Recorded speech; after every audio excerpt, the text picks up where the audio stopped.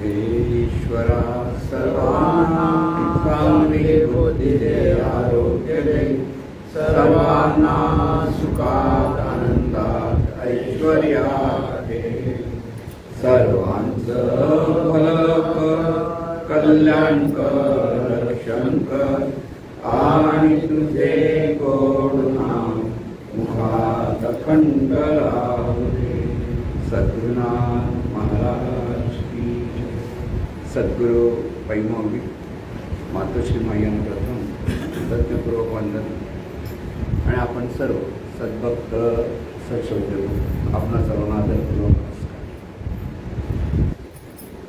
आपण आतापर्यंत परमेश्वराचा अंगाने चिंतन करत आलेलो आहोत. आपण जरा पुढे जाणार आहोत. पण परमेश्वराबद्दल किती सांगितलं तरी जे थोडक्यात पण महत्त्वाचे जे मुद्दे आहेत ते आपण लक्षात घेतलेले आहेत. आणि सगळ्यांना गेल्या वेळेप्रमाणे की ज्याला परमेश्वर कळला तर त्याचं आचरणात ते प्रगट झालं पाहिजे हे महत्त्वाचं असतं. म्हणून परमेश्वर म्हटल्यानंतर सर्व रूपारूपामध्येच ती ईश्वरी शक्ती नांदते हे जेव्हा आपल्या लक्षात येतं त्यावेळेला कोणाहीबद्दल वाईट चिंतन येणार नाही, कोणाबद्दल अनिष्ट विचार आपल्याकडे येत नाही.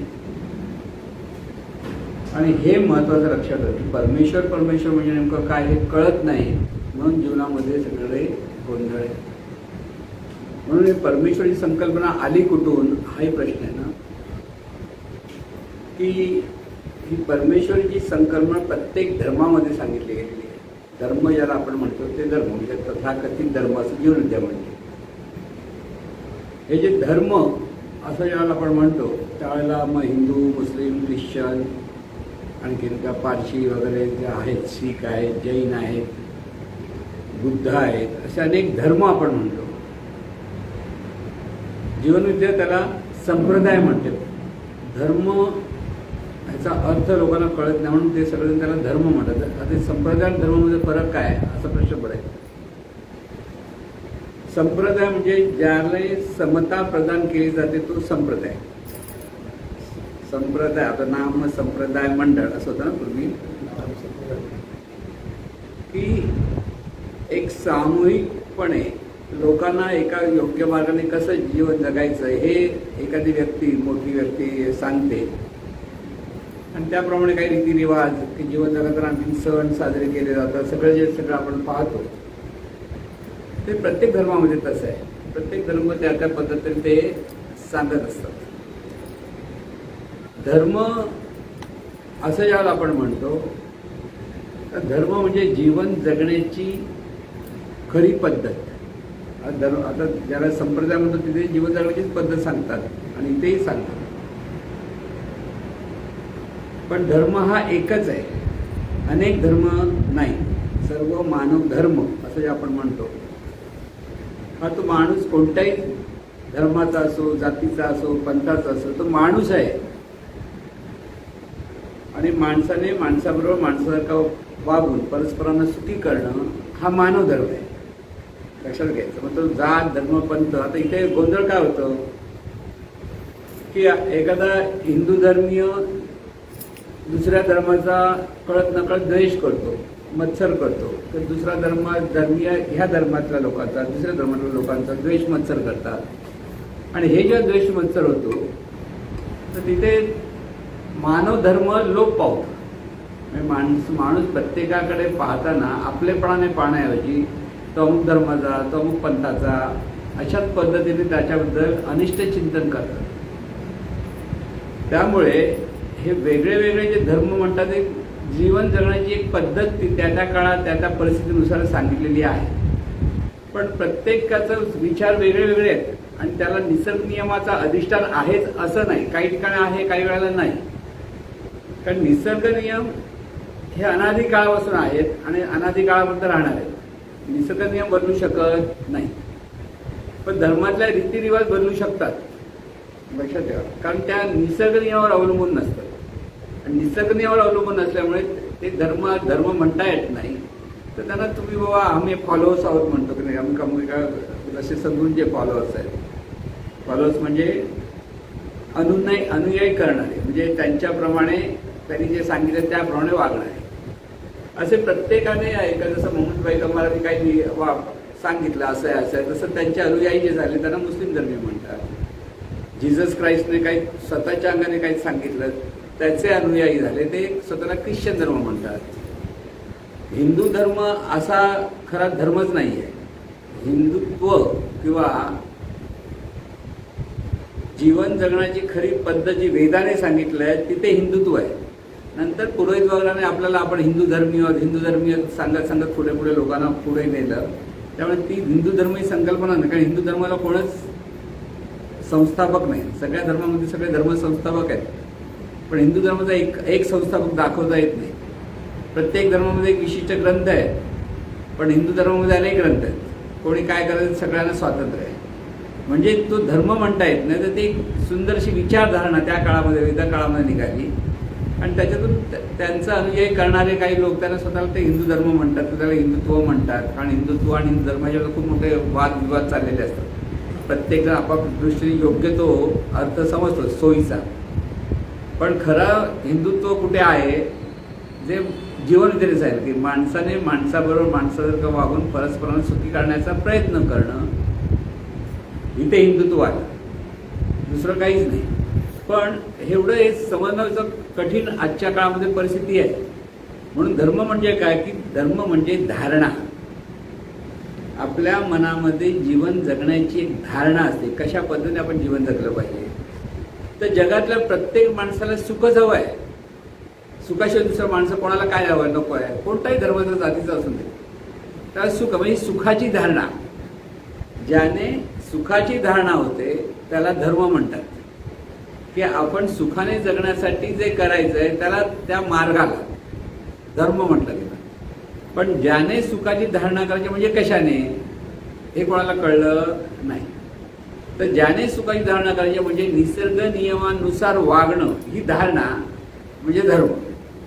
लक्षात. म्हणून जीवनविधेने धर्माची व्याख्याच केली. इष्ट आणि अनिष्ट चैतन्य शक्तीचे निसर्ग नियम, त्यांचे मानवी जीवनावर भले बुरे परिणाम लक्षात घेऊन मानवी कल्याणासाठी स्वीकृत केलेली विचारधारणा म्हणजे धर्म.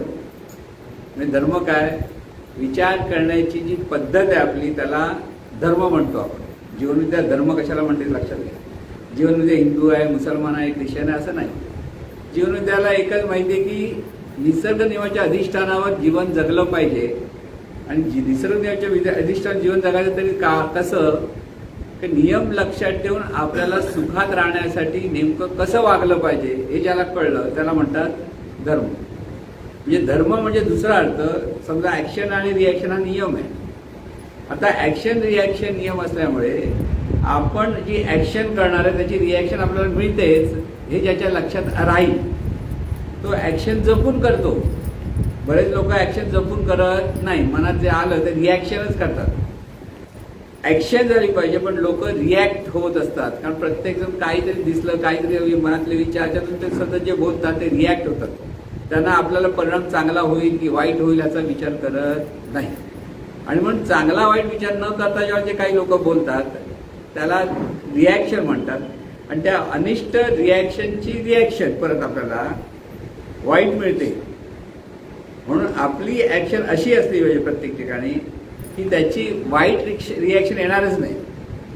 आणि असं जेव्हा वागतो तो म्हणतो खरा धर्मीय, त्याला खरा धर्म कळला. आणि म्हणजे असं वागणं म्हणजे शहाणपणाने वागणं. चांगला परिणाम मिळवण्यासाठी मी कसं वागलं पाहिजे, तर आपण लग्नात गेलो, साधी गोष्ट. आता लग्नात गेल्यानंतर जो येईल समोर ओळखीचे वेळखे नमस्कार केला, हसून राहून वागला, तेवढ्यामध्ये शांतपणे सगळं बोलणं चालू झालं, चांगली झाली गोष्ट. पण तिथे जाऊन कोणतरी वाद घालतात, तू असा त्या दिवशी बोलला होता, तू तसा बोलला होता, तिथे भांडण जणतं त्यांच्याचं. लग्न राहायला वाद होतच, तिथे शहाणपण नाही. लक्षात घ्या कसं असतं. म्हणजे इथे रिॲक्शन काय होते ह्याचा कोणाला विचारच नाही. पण आज जगामध्ये बघा कोण कसला विचार करणार, रिॲक्शन काय होईल. मी आता असं बोलल्यानंतर की मी असं वागल्यानंतर की माझ्या मनामध्ये असं चिंतन झालं, नेमकी रिॲक्शन काय होते कोणाचं तिथे लक्ष नाही. आपण मनातल्या मनात विचार करतो त्याची रिॲक्शन आपल्याला प्रथम आपल्याला मिळते. आपण जर अनिष्ट चिंतन करत असू आता त्याने मगाशी सांगितलं जरा स्वप्न परत पडत शंकराची भक्ती करत असताना ही जी स्वप्न मनामध्ये पडतात त्या अंतर्मनामध्ये ज्या काही गोष्टी भरलेल्या असतात ते बाहेर पडतात, त्याला म्हणतो आपण स्वप्न पडतात. आता त्याच्यावर काही माणसाचा कंट्रोल नसतो, पण ही चिंतन जे अनेक जन्म अनेक काळ ज्यावेळी माणूस चिंतन करतो त्याला रिॲक्शनचा कसलाच विचार माहीत नसतो आणि तो त्याप्रमाणे करतो. तेव्हा त्याला आपण म्हणतो आपण बरोबर आहोत, योग्य आहोत असं लोक समजतात आणि त्याच्यातून मग हे अनिष्ट स्वप्न पडणं, ते अनिष्ट काही आपल्या जीवनामध्ये विचार येणं आणि त्याच्यातून आपण पहिले व्याकुळ होतो. आता बघा चुकून तरी आपल्याला कधी चुकीचा विचार आला, आपण अरे बापरे असा कसा विचार आला आपल्याकडे, कारण आपण सावध असू तर, सावध नसेल तर आपण त्या विचारात वाहतच जातो आणि त्याची रिॲक्शन आपल्याला मिळते. म्हणजे शहाणपण म्हणून जे आपण म्हणतो तो खरा धर्म आहे. शहाणपण म्हणजे सुखाची धारणा ह्या शहाणपणाने होते. आपण जे विचार उच्चाराचार करणार त्याची रिॲक्शन ही मिळतेच. नाही मिळत असा कधीच विचार करू नका, कारण हा निसर्ग नियम आहे. मनात केलेल्या विचाराची रिॲक्शन येते. बोललेला असो, काही कोणाशी स्पष्ट बोलतो त्याची आपल्याला रिॲक्शन येते आणि आचरण केलं त्याची रिॲक्शन येते. तिन्ही वेळेला रिॲक्शन ही प्रत्येक ठिकाणी असतेच. म्हणून जीवनामध्ये प्रत्येक माणसाला जी सुख आणि दुःख जे मिळतं ते त्याने केलेल्या कर्माचा तो परिणाम असतो. हे सर्वसाधारण माणसाच्या लक्षात येत नाही. त्याला तो नशीब म्हणतो, दैव म्हणतो की देवाने दिलं म्हणतो, पण खरं म्हणजे त्याने केलेल्या कर्माचे ती रिॲक्शन आहे. म्हणजे फळ, कर्माचं फळ कर्मात असं जे आपण म्हणतो ना, फळ म्हणजे आपण केलेल्या ऍक्शनला मिळणारी रिॲक्शन, हे त्याला आपण म्हणतो फळ. म्हणून मला जर आंबा हवा असेल तर मला आंब्याचं झाडच लावलं पाहिजे. लक्षात घ्या. मी काटेरे कुठेतरी झाड लावेन, ते काटेरी बाभळ असते त्याचं बी पेर नाही आणि मी आंबा खाईन म्हणून विचार केला तर आंबा मिळणार नाही कधीच आपल्याला, कारण हा निसर्ग नियम आहे. इतर लोक, इतर धर्मियांमध्ये जर ह्या निसर्ग नियमाच्या अधिष्ठानावर जर रीतिरिवाज असतील तर ते सुखाने राहू शकतात, पण निसर्ग नियमाच्या विरोधात जर त्यांचे काही रीतिरिवाज असतील तर त्यांना सुख मिळू शकत नाही, ते दुःखी होतात. समजून घ्या. काय कोणत्या धर्मावर आपल्याला आक्षेप नाही. सगळे धर्म ज्याच्या त्याच्या परीने त्या त्या धर्मसंस्थापकांनी मांडलेले आहेत आणि ते त्यावेळेची गरज होती लोकांची, त्या काळातल्या लोकांची, की ज्यावेळेला मोहम्मद पैगंबरांनी ज्यावेळेला उपदेश सुरू केला त्यावेळेला वाळवंटामध्ये नुसतं टोळी युद्ध होतं. टोळी युद्ध आहे, कोण कोणाला कधी मारेल आणि काय करेल, स्वतःची सत्ता गाजवायला होतं. म्हणजे आज जिवंत उद्या जिवंत आहे का हेही माहीत नसतं. आणि ज्याचं त्याचं आपलं म्हणजे जसं शॉपत कसे वाघ सिंह कसे जंगलामध्ये फिरतात, मग एखादा वाघ दुसऱ्या वाघासमोर आला की जो शक्तिशाली वाघा तो जिंकतो, तो दुसरा मरतो. अशीच पद्धत त्या वाळवंटामध्ये त्या काळामध्ये जे मोहम्मद पैगंबरांनी जे कार्य केलं ते अलौकिक झालं. त्यांनी त्यासाठी नियम केले, त्या काळानुसार नियम केले, पण ते जे निसर्ग नियमाच्या आधार असते ते बरोबर आहेत, पण जे निसर्ग नियमाच्या आधार असते ते बरोबर आपल्याला म्हणता येणार नाही. आपल्याला त्याच्यात काही पडायचं नाही, कोणत्याही धर्माच्या. सगळे धर्म नुसतं कडक उपवास केला आणि आत्मसंयमन केलं म्हणजे मी धर्म पाळला असं जर एखाद्याला वाटत असेल तर त्याची कल्पना ती कल्पना आहे, ते खरं नाही. जर आपल्याला उपवास करून आपल्याला जर त्रास होत असेल, ऍसिडिटी होत असेल, तर आपण निसर्ग नियमाच्या विरोधात करतोय उपवास आणि त्याचा आपला त्रास हा होणारच. म्हणून कर्मकांडामध्ये म्हणजे व्रतवाहिकेला 16 सोमवार करा, तीर्थयात्रेला जा, ह्याचा साधं चालायला त्रास होतो आणि त्याला समजा जा हिमालयात चालायचं, कैलासापर्यंत शंकर दिसेल, विचार तू कसं जाणार, कारण नियम नाही पाळले पाहिजे. पण आपल्याला नियम, आपली शरीराची प्रकृती काय, आपण कसं जाणार आहोत असा जर माणसाला विचार नसेल तर आजही लोक तीर्थयात्रेला जाताना 4 धाम करतात. हा कधी 4 धाम करता करता पुढे धाम होऊन पडतो तो कळत नाही. मग बऱ्याच वेळेला गेलेली माणसं येत नाहीत बऱ्याच वेळेला, कारण नियम नाही सांभाळले. त्यामुळे आपण म्हणतो अरे त्याची वेळ आली म्हणून गेला, पण वेळ आली गेला म्हणाला, पण उगीच शरीराला त्रास घेऊन कशाला घरात बसला तर आरामात गेला असताच ना. बरं तिकडे गेल्यानंतर केवढी धावपळ होते परत त्याला परत आणायची, खूप धावपळ होतं ना. जर घेऊन गेलेले असतात त्यांची त्रास, कुटुंबांना त्रास, हा आपला आरामात पडलाय त्याला काय. म्हणजे आपल्याला हे जीवन कसं चाललं आहे हे प्रत्येक माणसाने लक्षात ठेवलं की प्रत्येक गोष्ट ही नियमाने चाललेली आहे. परमेश्वर परमेश्वर जे म्हणतो आपण, त्या परमेश्वरातून जे जे निर्माण झालं तिथे नियम हा असतोच. आणि तो नियम लक्षात घेऊन जेव्हा जीवन जगतो तेव्हा तिथे खरा धर्म जगला जातो. लक्षात ठेवा की निसर्गाचे नियम म्हणतात त्याला आपण ईश्वरी नियम म्हणू शकतो. तो नियम म्हणजे सगळ्यात महत्वाचा म्हणजे क्रियादशी प्रतिक्रिया. एकच नियम आहे असं नाही. जसा तुमचा विचार तसा जीवनाला आकार. हे क्रिया प्रतिक्रियाचं दुसरं महत्व आहे. दुसऱ्या अंगाने पाळतात. जिथे परिणाम आहे तिथे कारणे असतं. म्हणजे परिणाम वाईट मिळाला आपण काहीच नाही असं कसं झालं कळत नाही. पण कारण आपणच आहोत, दुसरा कोणी नाही. हे परत लक्षात. आणि इथे काय होतं परिणाम वाईट म्हणा. मग काय संशय यायचा पूर्वी ह्याने भूतात की काय ते हे केलं ना, लिंबू टाकलं का, हे टाकलं का, त्याच्यातून त्याच्या अगदी काका मामांवर संशय घेतला जायचे बुवा भावा. कारण तो पण तेच सांगायचा कोणतरी ते मामाने हे केलं, काकाने हे केलं. तिथे उभी द्वेष मत्सर सुरू व्हायचे. म्हणजे धर्म बाजूलाच झालेला. म्हणून ज्यांना देवही कळत नाही. म्हणून प्रत्येक धर्म परत प्रत्येक धर्माचा बेस काय आहे सगळ्यात महत्त्वाचं. प्रत्येक धर्माचा बेस त्यांनी सांगितलेला परमेश्वर हाच खरा परमेश्वर आहे. आणि त्या धर्मात सांगितलेल्या रीतिरिवाजाप्रमाणे तुम्ही वागलात तर परमेश्वरची कृपा तो म्हणजे परमेश्वर कृपा करणार. नाही तर त्याचा तो कोप करणार तुमच्यावर. जीवनाने हा बेसच उखडला. लक्षात घ्या. परमेश्वर कृपा पण नाही करत, कोपही नाही करत. हे जर तुम्ही इतर धर्मियामध्ये जाऊन सांगितलं की परमेश्वर कृपा नाही कोप करत, तो तुम्हाला वेळ लागलाय. कारण त्यांच्या अंतर्मनामध्ये ते इतकं पक्क असतं की मी असं केलं. म्हणून बघा आता रोजाचा महिना आहे, पवित्र महिना म्हणून सांगितला जातो. खूप चांगला म्हणजे ते करतात त्याबद्दल आपल्याला कसला आक्षेप. पण एखाद्याला जमत नाही तरी ही तरुण मंडळी इतर वेळेला आता मी म्हणतो माझ्याकडे मुलगा कामाला आहे तर खूप जाड झाला. जाड मी अगदी धिप्पाड व्हायला लागला आणि पोट बीट पुढे यायला लागलं. तर मी म्हटलं अरे तू ना दीक्षित कर. डॉक्टर दीक्षितचं आपल्याला हे होतं ना. कारण मी करत होतो म्हणून त्याला ज्यावेळेला पूर्वी आता एवढं स्टिक नाही पण त्यावेळेला मी करत 2 वेळा जेवायचं. जास्त काही स्टिक म्हणजे काय 2 वेळा जेवायचं. मध्ये खायचं नाही. म्हणजे 2 वेळा जेवून घेतो फक्त. काय थोडे दिवस करत होता. थोडे दिवसांनी परत बघतो तसंच जाड दिसायला. म्हणजे काय झालं तू करत नाही जमत. म्हटलं ठीक आहे नाही जमत आता आपण काय म्हणणार. आणि रोजाचा महिना आला. आता तो कडक उपास करतो. सकाळी का 5 वाजता काय खात असेल. मुंब्र्याला राहतो. तिथून तो जे हॉस्पिटलला काम करतो. दिवसभर काम करतो. 4-4:30ला निघतो बाबा. संध्याकाळी रोजा सोडायचा असतो. मी त्याला म्हटलं तुला दीक्षित 2 वेळा जेवून जमत नव्हतं आता रोजा कसा जमतो तुला. अंतर्मनामध्ये जो पगडा आहे मला इथे हे केलंच पाहिजे नाहीतर परमेश्वराचा कोप होईल. लक्षात घ्या. भीती. जर मी रोजा नाही कारण कोणत्याही मुस्लिम धर्मीयाचा अगदी लहान असेल अगदी मस्तीखोर असेल गुंडा असेल काही करत असेल पण रोजा सोडत नाही.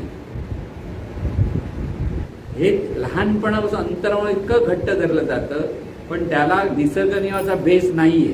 पण हे सांगून त्यांना समजणार नाही. आपल्या धर्मामध्ये कोणत्याही धर्मामध्ये नाही म्हणून जिथे निसर्ग नियमाचा बेस जिथे आहे तिथे ते शहाणपण आहे. कारण तुम्हाला सुखाने जीवन जगायचं आहे. कष्ट विष्ट घेतला म्हणजे मी सुखी होईन असं प्रत्येक माणसाला काहीतरी वाटतं. पण महाराज नेहमी म्हणतात ना सरळ जर असं कोणी बसलेलं असेल त्याला ते संत दिसत नाहीत. पण असं उघडा हात वर करून उभा राहिला असेल पाय असा वर करून उभा राहिला तर लोकांनाच पाय पडायला येतात. कारण लोकांची ती भावना आहे तशी की हे बाबा हे काहीतरी वेगळा उभा राहिलाय चला ह्याला पाय पडूया. पण हा जो नियम माणसाला लक्षात आला पाहिजे की ते सरळ बसलेला आणि वाकडा बसला त्यात काय तपश्चर्या आहे. वर हात वर मी बघितलेलं म्हणून आम्ही ज्यावेळेला लहानपणी हाजी मला लागलो तर एक माणूस असा उभा करून लोक सगळे त्याच्याकडे पैसे टाकत होते तर हात खालीच करत नव्हता. आता काय कधी नसताना तो कधी हात खाली करत होता कोण काय हात वर केल्यानंतर काय होणार आहे माहिती आहे. 2 तास तुम्ही हात वर करा तुमचा हात खालीच येणार नाही नंतर. पण आखडला जाईल इतका की तुम्हाला तो हात खाली करायला महा त्रास होईल. कळलं ना. कारण हा निसर्ग नियम आहे की आपले अवयव जर व्यवस्थित हल्ले नाही तो अवयव निकामीच होतो. म्हणून मेंदूचा विचार करायला लागणार मेंदू निकामी होईल. हे लक्षात घ्या. नियम आहे ते. चालायला पाहिजे रोज चाललं पाहिजे म्हणजे पायाला मुवमेंट असते म्हणून. कळलं ना. म्हणजे व्यायाम करा हा करा तो वेगळे भाग पण आपले नेहमीचे जर हालचाली तर आपल्याला करता आले हात पाय हलवता आले पाहिजेत. सतत कंबर वगैरे सगळी हल्ली तर ती बरोबर असते. नाही तर ते एका जागी तुम्ही स्थिर बसलात की नंतर मग कंबर दुखते मान दुखते. हे सगळे काय आपण नियम तोडतो म्हणून ते होतं. तिथे दुसरा काहीच भाग नसतो. म्हणजे इथे जीवन जगताना मला निसर्ग नियमप्रमाणे वागता आलं पाहिजे आणि त्या निसर्ग नियम आपल्याला जे काही सांगितले गेलेले आहेत ते आपल्याला लक्षात आहे त्याप्रमाणे की मध्ये राजीव दीक्षित म्हणून, आता हे डॉक्टर दीक्षित वेगळे उपासनावाले, एक राजीव दीक्षित म्हणून त्यांनी वाघ भट म्हणून आपल्या मोठे ऋषी होऊन गेले, ऋषीच म्हणायला पाहिजे, कारण त्यांनी एवढं संशोधन केलं जेवण आपण कसं जेवायचं, किती जेवायचं, कसं आपल्या रक्ताचा तिथे परिणाम होतो आणि त्याची ती सूत्र लिहिलेली आहेत त्या काळामध्ये. त्याचा त्यांनी अभ्यास करून त्याच्यावरती चिंतन करून त्याचा परिणाम चांगला म्हणजे निसर्ग नियम, शेवटी परत काय म्हणतो मी, निसर्ग नियम त्यांनी लक्षात, ती व्यक्ती 137 वर्ष जगली. 137व्या वर्षी त्यांनी स्वतः देहत्याग केला, मरत नव्हते जोपर्यंत इच्छा धरत, कारण त्यांना सगळं कसं खायचं, किती खायचं, पाणी कसं प्यायचं, हे कसं करायचं हे सगळं बरोबर माहिती होतं आणि त्याप्रमाणे ते वागवतो. आपल्याला ते काही माहित नसतं, आपण काय पण खातो आणि काय कधी पण हे करतो ना. जर कधी लाल बिल दिसलं की आपण लगेच ते भेळ खायला जातो ना, कलरफुल दिसल्यामुळे. आता काल पेपरमध्ये ते कलरमध्येच चांगलं नाही, ते आता कलरफुल मिळणार नाही ती भेळ, चायनीज भेळ. आता ते कलर शिवाय मिळतं, कोण किती खाणार देव जाणे, कारण ते रंग बघूनच लोक बघतात तिथे. म्हणजे कोणाची किती आवड असेल काय असेल ते सांगता येत नाही. म्हणून इथे जीवन जगत असताना आपल्याला पचतं काय आणि पचत काय नाही हे प्रत्येक माणसाला चांगलं कळतं खाल्ल्यानंतर. एकदा खाल्ल्यानंतर हे पचत नाही कळल्यानंतर दुसरा खाऊ नये ना. पण ही जीभ कशी आहे, तिला निसर्ग नियम कळत नाही, कळलं ना. निसर्ग नियम आपल्या बुद्धीला कळतो, जिभेला नाही कळत. तिला गोड बोलायला आवडत नाही पण गोड खायला आवडतं. हा जिभेचा नियम झाला, पण हा जिभेचा नियम निसर्ग नियमानुसार वागला तर तो गोड पण बोललं पाहिजे आणि गोड पण खाल्लं पाहिजे, जेवढं जमेल तेवढं, पचेल तेवढं. पचत नसेल तर जास्त खाऊ नये. म्हणून हे सगळे नियम आपणच आपल्याला समजावला होतो, तो आपण जीवन धर्म सांभाळतो, लक्षात घ्या. दुसरा, तुम्ही कुठेतरी तीर्थयात्रेला जाऊन आलात, काशी यात्रेला जाऊन आलात म्हणजे तुम्ही कुठे मोठा धर्म सांभाळला असं जे लोकांना वाटतं त्याच्यात काही अर्थ नाही. कुठेतरी रोज देवळात जातोय मी, रोज देवळात जाऊन तपश्चर्या करतात, ते शंकराची रोज उपासना करतात, पण त्यांना तो धर्मच कळत नव्हता. जीवनविद्येत आल्यानंतर कळत न कळत त्यांच्याकडनं तो धर्म सांभाळला गेला आणि त्यामुळे ते सुखी राहिले.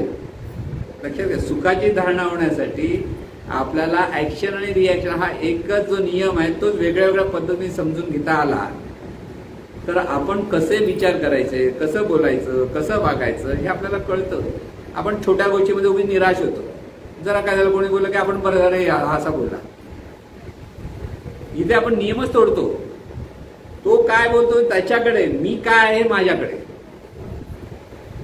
माझ्या खिशामध्ये ₹1,00,000 आणि तो म्हणाला तुम्हाला भिकारी असतो तर तुम्हाला राग यायची काय गरज आहे का. माझ्याकडे ₹1,00,000, मला कशाला भिकारी म्हणायला पाहिजे. त्याला वाटतं जाऊ दे, तुम्ही तुमच्या आनंदात राहा ना. पण तो भिकारी का बोलला इथं डोकं खात बसतो माणूस. खिशात तुझ्या ₹1,00,000 पडले आहेत ना, मग कशाला विचार करतो का.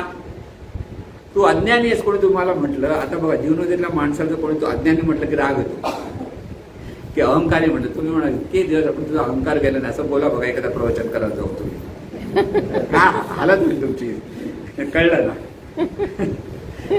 पण प्रत्येकाला अहंकार असतो, त्यात वाईट वाटण्यासारखं आहे. इथे वाईट वाटणं, प्रत्येकाला अहंकार आहे. लक्षात घे, मला अहंकार नाही हा समन हाच मोठा अहंकार आहे. मला काही अहंकार नाही असं बरेच लोक सांगतात ना, हा मोठा अहंकार आहे, कारण त्याला कळत नाही तू कोण आहे. इथे अहंकार आहे की नाही, आपण वागतो कसे त्याच्यावर तो अहंकार आहे की नाही हे समोर ज्याला कळतं, किंवा एखाद्या अहंकार येत असेल आपल्याला लक्षात येते, परत आपण नम्र कसं व्हायचं हे आपल्यालाच कळलं पाहिजे. तिथे आपण अहंकाराने वागू नये, की कोणाला त्रास देऊ नये, प्रत्येकाशी कसं प्रेमाने बोललं पाहिजे एवढं कळलं तरी पुष्कळ झालं. मग त्यासाठी खूप तपश्चर्या केली पाहिजे, की असं सगळे 16 सोमवार वगैरे केले पाहिजे असं काहीच नसतं. म्हणून उपास तपास करा किंवा करू नका, नियमानुसार. खूप रोज अगदी पोटभर जेवत असतं, एक दिवस थोडं कमी जेवलं तरी उपासच असतो, किंवा एक दिवस एक वेळ जेवलं किंवा एक दिवस नुसतं फ्रूट खाल्ले तरी उपास तो. पण आपण वेगळं करतो. उपास करायचा म्हणजे खिचडी पाहिजे, वरीचा भात पाहिजे, बरं असं तुपामध्ये आणखीन काय काय खाऊन घालायला पाहिजे. परत म्हणजे भजीचा वास येऊ नये म्हणून आणखीन काय देत हे करत खायचा विचार. जर चुकून परत भजीचा वास आला तोंडाला पाणी सुटलं तर वेगळं. म्हणजे ह्या सगळ्या गोष्टीकडे आपण जेव्हा निसर्ग नियमानुसार पाहत नाही तोच अधर्म आहे. जे खाल्ल्याने तुम्हाला त्रास होतो असं तुम्हाला कळलं आणि तेच परत खाता ते अधर्म आहे. लक्षात घ्या, तुम्ही काय खाता पचतं ते खाल्लं तो धर्म, तुम्हाला पचत नसताना खाल्लं तर तो अधर्म. एवढं साध्या गोष्टी फक्त इथे धर्माच्या वतीने लोक जे अगदी कुठे कुठे नको नको त्या गोष्टी कर्मकांडात जे अडकतात. म्हणजे कर्मकांड हे भीतीतून निर्माण होतं, कारण परमेश्वराची भीती ज्याच्याकडे आहे तो कर्मकांड करतो. कर्मकांड म्हणजे तो परमेश्वराची कृपा व्हावी म्हणून तो जे जे सांगितले त्याप्रमाणे करण्याचा प्रयत्न करतो. लक्षात घ्या. पण ज्याला परमेश्वराची भीती नाही त्याला माहिती आहे निसर्ग नियमानुसार ज्याला मला मिळणार आहे तर माझं कर्म जर चांगलं असेल तर मला कसलीच भीती नाही आहे, हे लक्षात ठेवायचं. आणि भीती नसली तर तुमच्याकडनं कर्मकांड होत नाही, जे होतं ते कर्म चांग होतं. सर्व धर्मामध्ये कर्मकांड आहेत, कारण निसर्ग नियमानुसार वागणं काही वेळेला बरोबर आहे आणि काही वेळा त्यांच्याकडे बऱ्याच गोष्टी चुकीच्या आहेत सगळ्या धर्मात. कारण परमेश्वर कृपा करतो आणि कोप करतो या बेसवरच सगळ्या गोष्टी मांडल्या गेलेल्या आहेत. म्हणून परमेश्वर कोपही करत नाही कृपाही करत नाही हे ज्याला कळलं म्हणजे जीवनविद्येतल्या माणसाला परमेश्वराचा कोप आणि कृपेची भीती नाहीये. सत्कर्म करायचं की दुष्कर्म करायचं इथे त्याचा सावधपणा असला पाहिजे. अशा बाबतीत गौतम बुद्ध हे परफेक्ट त्याप्रमाणे सांगत होते. म्हणजे जीवनविद्येचं तत्वज्ञान गौतम बुद्धाने पण त्या काळात मांडलेलं आहे. लक्षात ठेवा, निसर्ग नियमच त्यांनी मांडलेले आहेत गौतम बुद्धाने. त्याने देव ईश्वर परमेश्वर असं काही बोललेलं नाही. त्यांना नेहमी कोणीतरी विचार तुम्ही ईश्वर मानता की नाही मानत, तर ते काय म्हणायचे, ईश्वर आहे असंही मी म्हणत नाही, ईश्वर नाही असंही मी म्हणत नाही. तुला सुखी व्हायचं की दुःखी व्हायचं ते मला सांग. महत्वाचा मुद्दा. त्यावेळेला जो धर्म मार्तंड होते ते परमेश्वराबद्दल वादविवाद करायला सगळे तयार होते, पण निसर्ग नियम कोणाच्याच लक्षात येत नव्हता. त्यांना एवढं सांगितलं मला माणूस सुखी कसं होईल हे मी सांगतो, तो कोणता धर्म पंथ याच्याशी मला काहीच पडलेला नाही. पण धर्म मार्तंडाला फक्त परमेश्वर असा आहे तसा आहे सांगण्याचं पद्धत आहे, पण त्यांना निसर्ग नियम माहीत नव्हते आणि त्याच्यातून ते दुःखी होत होते. हे दोघांमध्ये मोठा फरक होता त्या काळामध्ये. की त्या काळाची ती गरज होती तशीच. आणि त्यामुळे हे जे नियम जे आहेत ते युगानुयुग आहेत. सूर्य उगवणार म्हणजे उगवणारच, पृथ्वी जी फिरते त्याच्यामुळे सूर्य हा उगवणारच आहे आणि मावळणार म्हणजे मावळणारच आहे. रात्र होणार म्हणजे रात्र होणारच आहे. ती कमी असेल जास्त असेल त्या पृथ्वीच्या प्रदक्षिणेप्रमाणे ठरलेलं आहे. थंडी होईल, पाऊस येईल, उन्हाळा येईल, याच्यामध्ये आपल्याला सगळ्यांना माहिती आहे. आता मे महिन्याला गरम खूप होणार हे माहिती आहे की नाही, पण ते दुःखी होतो का अरे बापरे आता गरम होणार गरम होणार असं म्हटलं तर तुला नियम माहीत नाही. गरम होणार माहिती आहे, त्यासाठी काय करायचं नियमानुसार आपण कसं आपल्याला स्वच्छ व्यवस्थित ठेवायचं आपल्याला कळलं पाहिजे. पाऊस आला म्हणजे भिजायचं, आता बापरे सर्दी खोकला होईल, विचार कसे होणारच सर्दी खोकला. भिजायचा आनंद घेता तर घे, नाही तर छत्री घेऊन जा. दोन्ही गोष्टी माणसाकडे बुद्धी दिलेली आहे. म्हणून जीवनामध्ये प्रत्येक ठिकाणी निसर्ग नियमानुसार आपण सुखी कसे होणार हे ज्याला कळलं तो खरा धार्मिक. स्वतःही सुखी होतो आणि इतरांनाही सुखी करण्याचा प्रयत्न करतो, तो खरा धार्मिक आहे. धार्मिक म्हणतो देवाची पूजा खूप करतोय. म्हणजे अगदी विवेकानंदांचंच उदाहरण आहे की जो परमेश्वर खूप श्रद्धा म्हणतोय पण ज्याची स्वतःवर श्रद्धा नसेल तो पारमार्थिकच नाही.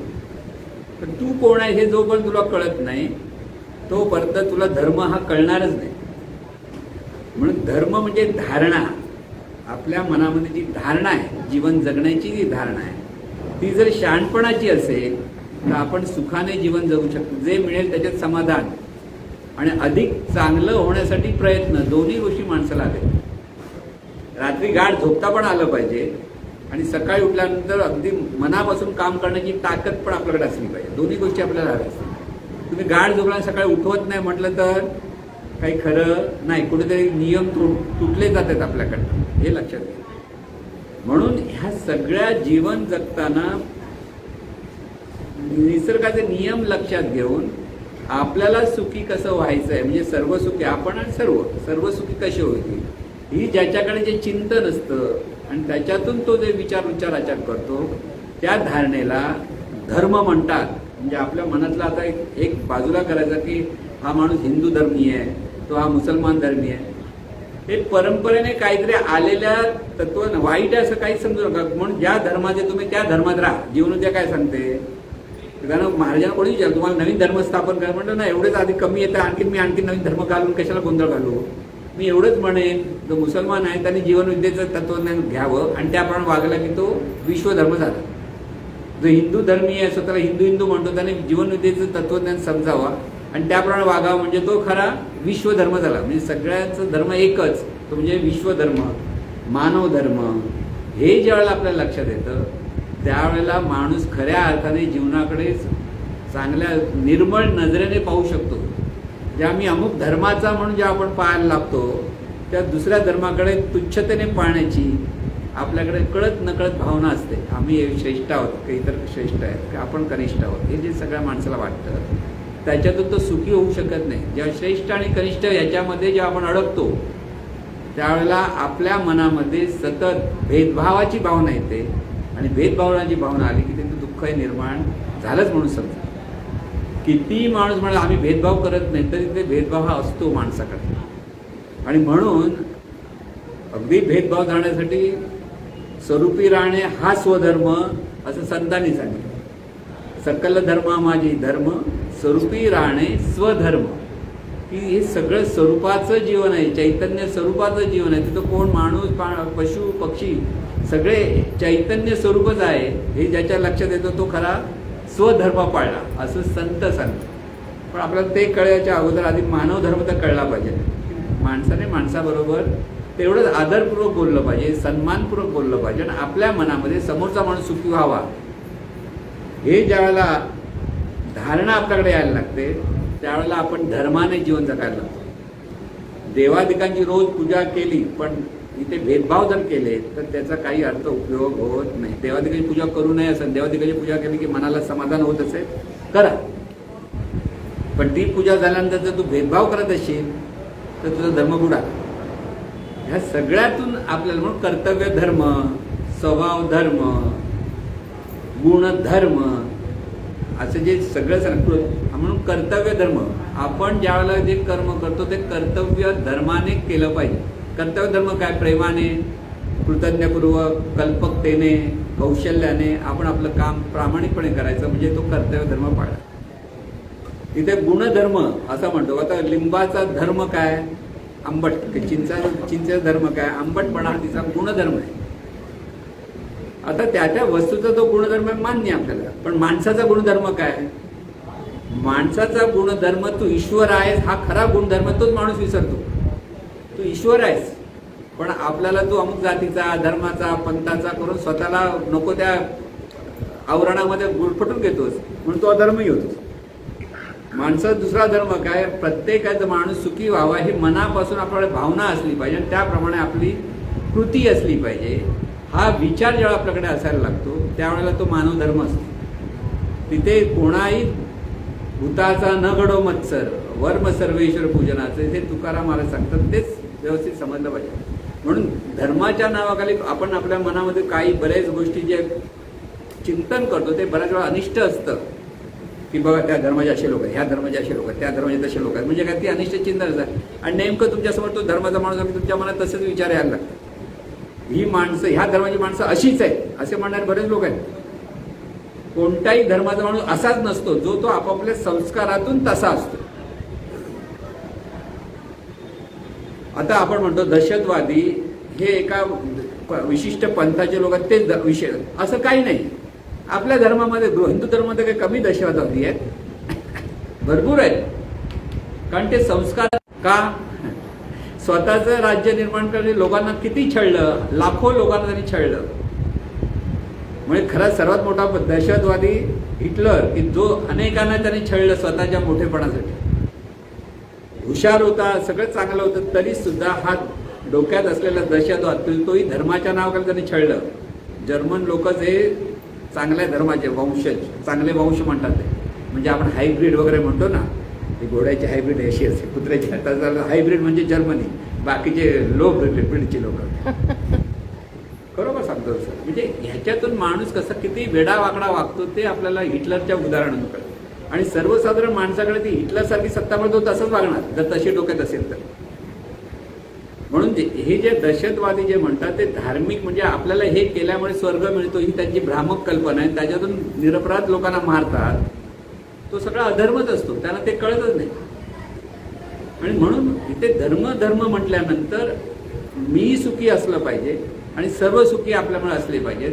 तसं माझं सतत सत्कर्म माझ्याकडनं झालं की मी धर्म पाळला, त्याच्या पलीकडे दुसरा धर्म नाही. आणि हाच विश्वधर्म आहे. विश्वातला प्रत्येक माणूस सुखी व्हावा, हे जे जीवनविद्या पण तेच सांगते शेवटी, सगळे सुखी होऊ दे सगळे. पण आपल्याला ती भावना असलीच पाहिजे. परत आपल्या शेजारचा बाजारचा सगळ्या आजूबाजूला सगळ्यांची विचार सरणी सारखी नसते. तुम्ही काय म्हणता, आपल्या विचारासारखा वागला तर तो बरा, आपल्या विचारासारखा वागत नसेल तर तो चांगला नाही. तुमचाच विचार फक्त चांगला असतो, बाकीच्या विचार वाईट असतो. ही एक धारणा आपल्याकडे आहे. खरं ती पण धारणा बाजूला गेली. प्रत्येकाला आपलं कर्म करण्याचं स्वातंत्र्य आहे हे डोक्यात पक्क भरा. माणूस जन्माला आला तर त्याला कर्म स्वातंत्र्य पहिले मिळालं. मग तो चांगलं कर्म करतो की वाईट कर्म करतो त्याचं स्वातंत्र्य आहे. प्रत्येक जण आपापल्या परीने बरोबरच असतो हे दुसरं लक्षात ठेवता आलं पाहिजे. का? कारण त्याच्या संस्काराप्रमाणे तो वागत असतो. आता लहानपणापासून जे दरोडेखोर आहे त्याच्या घरात जन्माला आलेला माणूस का तो चिपळ्या गाऊन रामनाम करत बसणार आहे? तो बंदूक घेऊनच कोणाला गोळ्या घाला, कारण संस्कारच तसे. त्याच्यापर्यंत तो बरोबरच म्हटला पाहिजे. बरोबर म्हणजे आपल्यासाठी बरोबर नाहीये, पण प्रत्येकाच्या संस्कारातून प्रत्येक जण वागत असतो आणि तो त्याचा धर्म असतो. परत लक्षात. आता तिथे त्याची धारणा बदलण्यासाठी जर नारद मुनीसारखा भेटला तो वाल्याचा वाल्मिकी होतो. गौतम बुद्धासारखा ज्या अंगुलीमलला भेटला तर अंगुलीमल पण तसा संत झाला. लक्षात घ्या की ही परिवर्तन करण्याची, विचार बदलण्याची जी ताकद आहे ते काही लोकांचं जसं चिंतन आहे ती महान व्यक्ती म्हणतो आपण, ते त्यासाठी म्हणत असतो. आता आपल्या पै माऊलीने आपले विचार बदलले, एवढं मोठं सामर्थ्य आहे. आपण कधी असा कधी विचार केला होता? ते म्हणत होते ना मी शंकराची पूजा करतो, पण आले भेटले म्हणून त्यांनी जीवनाचा विचार धारण करायला लागले. निसर्ग नियमानुसार वागायला लागले, माणूस सुखी होतो. इथे परमेश्वराची कृपा पण नसते आणि सद्गुरूची पण कृपा नसते. निसर्ग नियमाप्रमाणे तुम्ही जर वागला तर तुम्हाला चांगला परिणाम मिळणार, हा नियम आहे. पण म्हणून कोणाचं आपण म्हणतो कोण उपकार करत नाही, पण तू मात्र कृतज्ञ राहायला पाहिजे की त्यांच्यामुळे मला कळलं म्हणून ती कृतज्ञतेची भावना आहे. हा सुद्धा निसर्ग नियम आहे. म्हणजे आता म्हणाले असं आहे का, मग कशाला पाहिजे, कशाला आपण सद्गुरू करतो, कशाला देवदेव पाहिजे म्हणत, तर तू कृतज्ञ झालास, नियम तुटला. क्षणात नियम तोडू शकतोस तू. म्हणजे नुसतं मी तसं वागलं पाहिजे, म्हणजे छोट्या छोट्या गोष्टीमध्ये मला त्यांच्याबद्दल कृतज्ञ राहिलं नाही तर हे कळलंच नसतं जीवन असं चाललंय आपल्याला. आपण असेच भरगडत वागलो असतो. आता जी जगातली लोक आहेत ज्यांना हे कळत नाही नियमानुसार वागलं पाहिजे, ते नियम तोडूनच वागतात ना. म्हणून धर्म म्हणजे काय हे एकदा आपल्याला व्यवस्थित समजलं पाहिजे. सुखाची धारणा माझ्यासाठी सर्वांसाठी जी असते माझ्याकडे, त्याला ती धारणा महत्वाची आहे. आणि ती धारणा जो माणूस जोपासतो तो खरा धार्मिक असतो, तो खरा संत असतो, तोच महात्मा असतो. हे नेहमी लक्षात ठेवा. तिथे महात्मापण आहे. तिथे ते इतकं सोपं नाही पटकन. कारण प्रत्येक क्षणोक्षणी आपण जे आचार करतो ते समोरच्या व्यक्ती ज्या ज्या व्यक्तीबद्दल बोलत असतो ना त्याच्याबद्दल आपल्या मनामध्ये काहीतरी एक भावना असते. त्या भावनेतूनच त्या व्यक्तीशी आपण बोलायला जातो. त्या व्यक्तीबद्दल जर आपल्या मनात कुठेतरी थोडासा जरी राग असेल, आपण दाखवत नाही आपला राग आहे, पण ती व्यक्ती परत काहीतरी तशीच वागली की ह्याचा राग भडकतो लगेच. का? कारण ती आत्महत्या तशीच असते. आता हीच भावना म्हणजे तो अधार्मिक झाला हे त्याला कळत नाही. त्याला म्हटलं आता ह्याला फक्त झोडलंच पाहिजे असं वाटतं ना, दुसरं काहीच नाही वाटत त्याला की ह्याला शिक्षा देऊ. पण आपल्याला हा अधिकारच नाही कोणाला शिक्षा द्यायचा. हे आपण लक्षात घेतो कुठे? आजच्या काळात म्हणतो. पूर्वीचा काळ गेला. पूर्वीच्या काळात कोण पण तलवार काढायचा, कोण पण धनुष्यबाण लावायचा. पण आजच्या काळामध्ये तसं नाही आहे. आजच्या काळामध्ये तुम्हाला फक्त विचाराने प्रत्येकाला सुखी करण्याचा प्रयत्न करायचा आहे आणि विचारानेच आपण स्वतःला सुखी करून घ्यायचं आहे. तिथे शस्त्र हे दुसरं नाही, विचार हेच शस्त्र आहे. आजच्या काळात सांगतो. परत आजचा काळ, पूर्वीचा काळ गेला त्या काळामध्ये त्याप्रमाणे तिथे वागलेलं आहे. शिवाजी महाराजांनी जर तलवार हातात घेतली नसती तर चांगल्या लोकांची जी स्वराज्य निर्माण झालं ते निर्माणच झालं नसतं. त्या काळात ती गरज होती. आजच्या काळामध्ये ही गरज नाही शस्त्र हातात घ्यायची. म्हणून शस्त्र हातात न घेता पेक्षा आपण विचाराने प्रत्येक माणूस कसा सुखी होतो, विचाराचं जे सामर्थ्य जर आपण समजून घेतलं तर ते विचाराची सुरेख धारणा जर आपल्या मनात यायला लागली तर तोच खरा धर्म असतो. म्हणून आपल्या हात आपण जे जीवन त्या जो धर्म सांगते त्याला एक वेळ विश्वधर्म म्हणा, पण त्या धर्माला तसं नाव नाही. प्रत्येक व्यक्ती सुखी होण्यासाठी जे करतो म्हणजे निसर्ग नियमानुसार तोच धर्म, हे जर आपल्याला कळलं तर आपण कोणत्याही धर्माचे पायी होत नाहीत की कोणाही धर्माबद्दल अनिश्चित चिंतन नाही, सगळे सुखी व्हावेत हाच जर आपल्याला विचार असेल तर आपण धर्म पाळला म्हणून लक्षात घेऊ. म्हणून आपल्या अंतर्मनाचं शुद्धीकरण ज्याच्यामुळे होतं तो धर्म. अंतर्मनाचं शुद्धीकरण झालं, अंतर्मनामध्ये जे अनिष्ट विचार अनिष्ट चिंतन आहे, नुसतं क्रिया प्रतिक्रिया हे कळणार कधी जर अंतर्मन आपलं शुद्ध व्हायला लागलं तर. इथे मी बोलतो ते चुकतंय, हे बरोबर आहे, हे आपल्या ठिकाणी आपल्याकडे हे सगळं जेव्हा लक्षात यायला लागतं की पटकन माणूस बोलतो तेव्हा आपल्याला पटकन कळणार हे चुकलो मी, असं नाही बोलायला पाहिजे. हे जेव्हा आपल्या आतून कळायला लागलं की तुम्ही धर्म पाळायला लागतो, नाही तर आपण पटकन रिॲक्शन देणं हाच आपला स्वभाव आहे. कोण आला की जे बोलतो ना ती सगळी रिॲक्शन असते. तिथे ॲक्शन काय असली पाहिजे, सर्व सुखी झाले पाहिजे, सर्वत्र ईश्वरी शक्ती आहे म्हणजे सर्व सुखी झाले पाहिजेत ही भावना, सर्वांचा सन्मान आपल्याकडनं झाला पाहिजे. स्वतःला सांगत राहा जो समोर येईल त्याचा मी सन्मान, माझ्याकडनं सन्मान झाला पाहिजे. माझ्या बोलण्याने आचरणाने समोरच्या दुःख होता कामा नये, समोरच्याचं मानहानी होता कामा नये. चुकून सुद्धा एखादा शब्द वापरतो समोरची मानहानी होते, बोलणाऱ्याला कळतच नाही. आता माझ्या एक काम करणार मुलगा होता ना, एका इंजिनियर मला कंप्लेंट केली एका ठिकाणी, डेप्युटी इंजिनियर कंप्लेंट केली, अरे तुमचे मशीन चालत नाही, काही नाही, कधी लावलं बघा. तर मी ज्याने काम केलं तर मेकॅनिकला सांगितलं तू तिथे जा साहेबांना फोन कर आणि त्यांना दाखव काहीतरी प्रॉब्लेम होता, तो प्रॉब्लेम व्यवस्थित समजावून सांग. तर ह्याने फोन काय केला, हमारे साहब ने आपको पूछने को बोला है क्या प्रॉब्लेम है.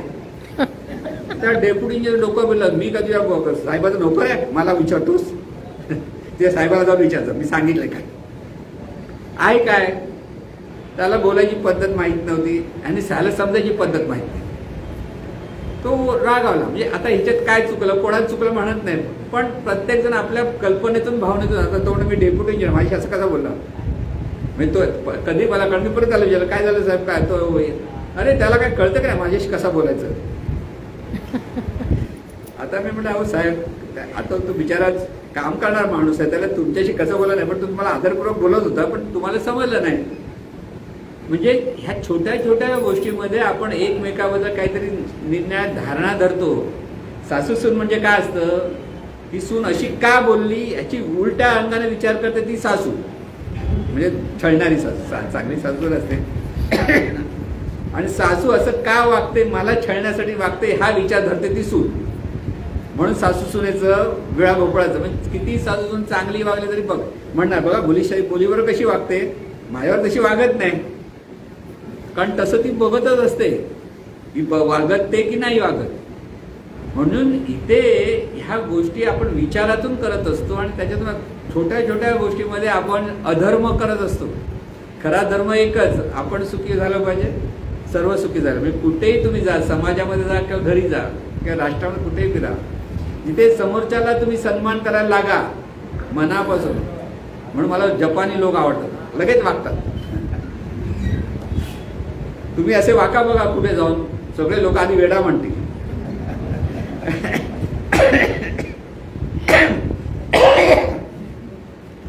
तुम्ही जर वाकलात तर बघा तो वेडा आला म्हणून.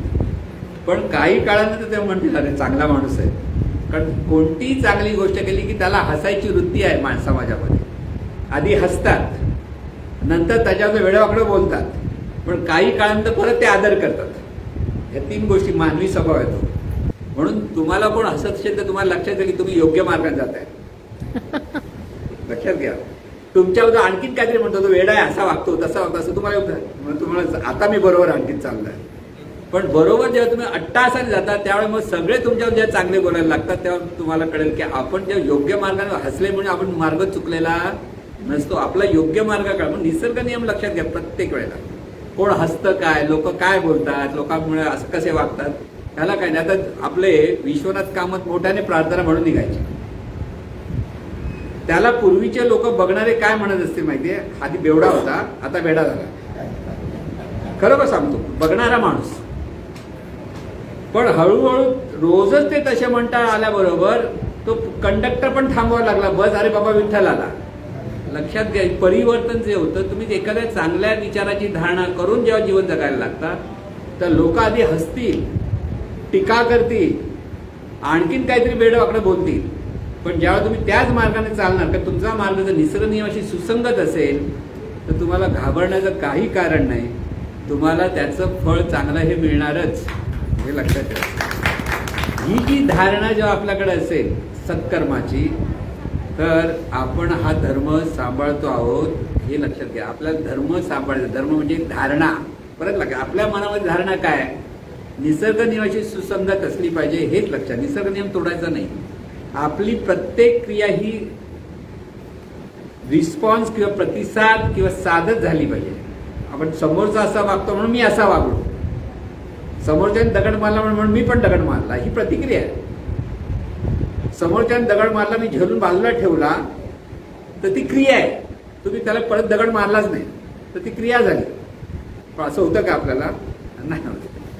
आपण आंब्याच्या झाडाला आंबा पाडण्यासाठी दगड मारतो, आंब्याने परत दगड मारल्याचं काय हाल झालेच आपले. निसर्ग शिकवतो सुद्धा, तू आंब्याच्या झाडाला दगड मारते, आंबा स्वतःचं फळ तुम्हाला देतो.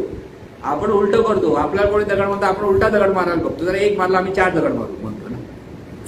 म्हणजे रिॲक्शन आपली कशी असली पाहिजे, त्या झाडासारखी असली पाहिजे. त्याने मारला म्हणून तुम्ही परत दगड मारलाच पाहिजे याची काही गरज नाही. म्हणून आपले हे विचार करण्याची जी, म्हणून इष्ट आणि अनिष्टकारक चैतन्य शक्तीचे निसर्ग नियम लक्षात घ्या. नियम आहेत, ते चांगलेही परिणाम देतात आणि वाईटही परिणाम देतात. चांगलं वाईट ते नाही.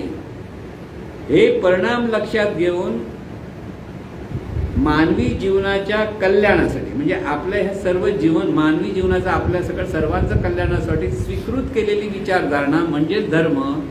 हे जर आपण पुन्हा लक्षात घेतलं की हे बाकीच्या धर्माच्या कोण श्रेष्ठ कोण कनिष्ठ याच्यात पडायचं कारण नाही. जो तो आपापल्या धर्मात राहू दे, सुखी राहू देत. फक्त एवढ्या पद्धतीने वागायचं आहे. तो नाही वागला तर आपण वागायचं आहे, एवढं लक्षात गेलं की आपला खरा धर्म आपण पाळला. आणि हा खरा धर्म आपल्या प्रत्येकाला पाळता येऊ अशी सद्गुरूचरणी प्रार्थना.